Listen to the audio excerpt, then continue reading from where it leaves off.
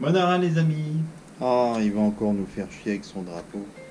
je vais effectivement vous parler du Guanadu, le fameux drapeau breton. Alors, s'il y en a que ça n'intéresse pas, vous pouvez dès à présent zapper. Origine du drapeau. Un peu d'histoire. Avant l'arrivée du drapeau que tout le monde connaît, à l'origine il y a le Groise-du, la croix noire. C'est peut-être le plus ancien des drapeaux bretons. De nombreux drapeaux abordant une croix datent du XIIe siècle. Au départ de la troisième croisade, en 1188, on attribue ainsi la croix rouge aux Français, la croix blanche sur fond rouge aux Anglais. Même si aucun texte de l'époque ne fait mention de la croix noire des Bretons, on peut estimer que ce drapeau date de cette époque. L'origine de l'hermine, c'est-à-dire ce symbole. Dans la devise bretonne, plutôt la mort que la souillure. Cette devise, d'après la légende, aurait été choisie par Alain Borde Torde, premier duc de Bretagne, 936-952, à l'issue d'une bataille avec les Normands. La légende, Barde Torde et ses soldats étaient poursuivis par des Normands et poussés vers une rivière en crue et pleine de boue. Barde Torde vit alors une hermine poursuivie par un renard. Au lieu de s'enfuir, elle fit face au renard. Barde Torde suivit son exemple et lança ses troupes Potius mori quam foedari, plutôt la mort que la souillure. L'hermine sur les armes et blason.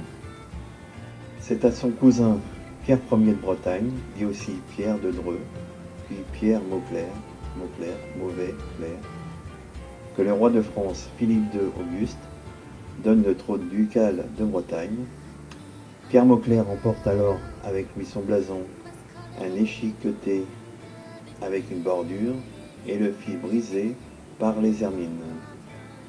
En 1316, le duc de Bretagne, Jean III, change d'armoirie. Il retire l'échiqueté et la bordure. La brisure d'Hermine devient le plein arme du duc de Bretagne.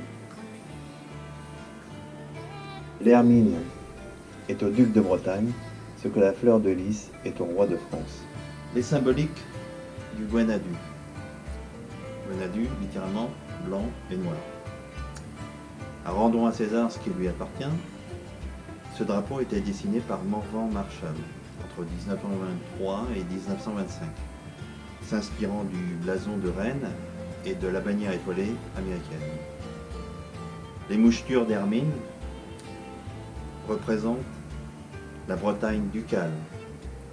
Elles sont au nombre actuellement sur ce drapeau de 11.